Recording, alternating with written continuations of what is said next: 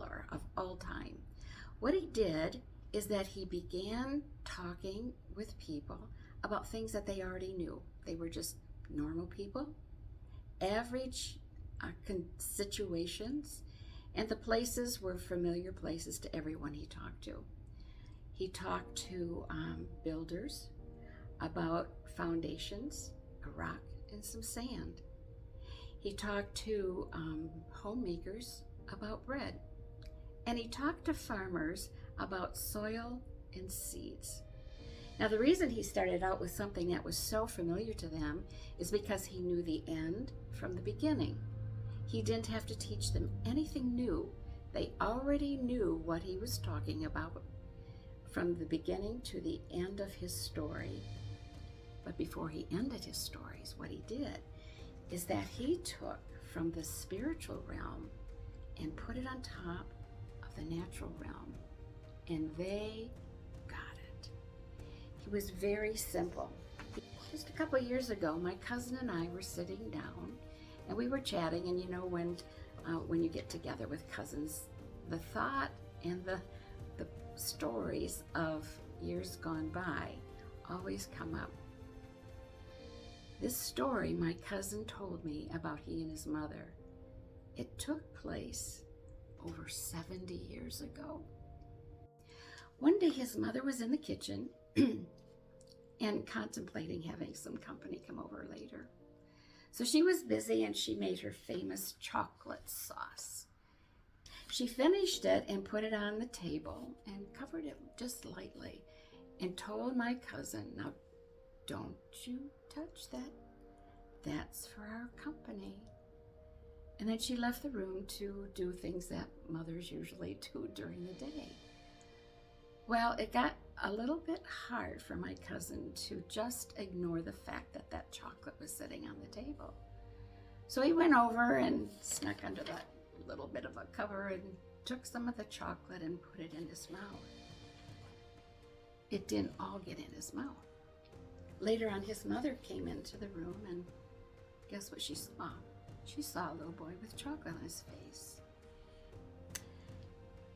"Teddy, did you eat some of the chocolate?" And Teddy, he lowered his eyes to the floor.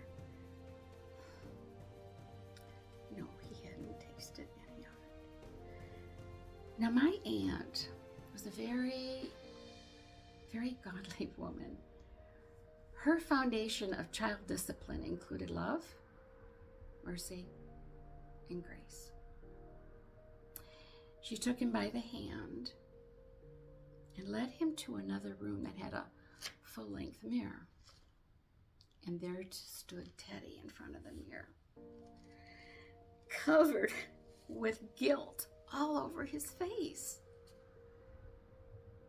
My aunt's form of punishment, not punishment, discipline, was she didn't yank him out of the kitchen by the hand. She didn't spank him, but she administered love. After all, this was her son. And this is what she said to him: "Teddy, do you want me to clean your face? Do you want me to wash the chocolate off?" His head was still bowed down, and then he looked at his mom, and he knew there's no way he could clean himself up. So he looked up at his mom and said, "Yeah." She very, very calmly got a washcloth, wet it, and took every bit of the chocolate off of his face. And then she said, "You know what, Teddy? You disobeyed me, but I don't want you to do it anymore." He was relieved. He had a clean face, and he had the forgiveness of his mother. There was another male figure. He wasn't a little boy. He was a grown man, and he had been given instructions. Do you see that tree over there? I don't want you to eat any of it. You can eat the fruit from any other tree in this whole garden, but this one, I don't want you to eat from it. Well, we have no idea how long it was that Adam was in the garden along with his wife, but at one time the fruit was just too delicious looking. They both ate it, and immediately they looked down and saw that they were naked and that they were guilty. They were guilty. So what did they do? They sewed some fig leaves together and tried to cover themselves. God came in the cool of the evening and said, Adam, where are you? Adam, dressed in his fig leaves, which were not really covering his guilt. They met with God, and Adam was told that he had been guilty. All he did was eat a piece of fruit. All my cousin did was take a lick of chocolate, but they were both guilty. 70 years ago, my aunt washed away the chocolate from a little boy. But Adam's sin has affected every single human that has ever been born, including you and me.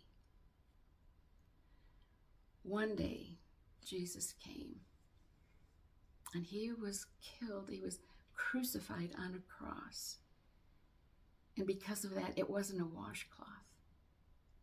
It was his blood that came and took the punishment of every single sin that has been committed.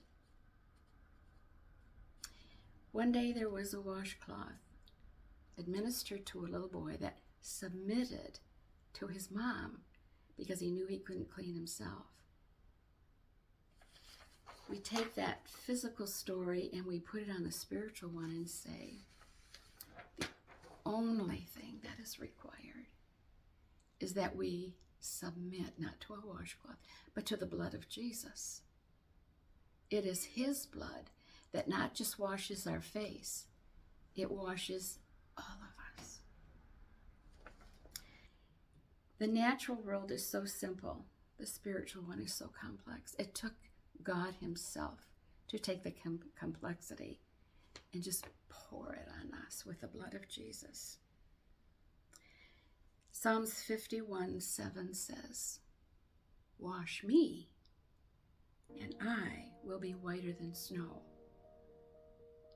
I was washed the day I said, Jesus, I can't save myself. I can't make myself clean. And I know I'm not clean. Would you come and do it for me? Just that belief and that receiving. Believe and receive. Two things. That's all we have to do. Wash me, and I will be whiter than snow. I invite you today. We're not just talking about a little toddler that got himself full of chocolate. We're talking about something far more serious, but can be completed by the blood of Jesus. I invite you. Jesus, I can't save myself. Would you do it? He's ready to say, well, of course I will. You know, I don't think God is through telling stories to us. I think he's got a whole bunch left. I'm going to invite you to look up this channel. It's called Life in Pictures. And you will see in your own heart pictures that God will put for you to understand the complexities of God. I hope to see you again. Bye for now.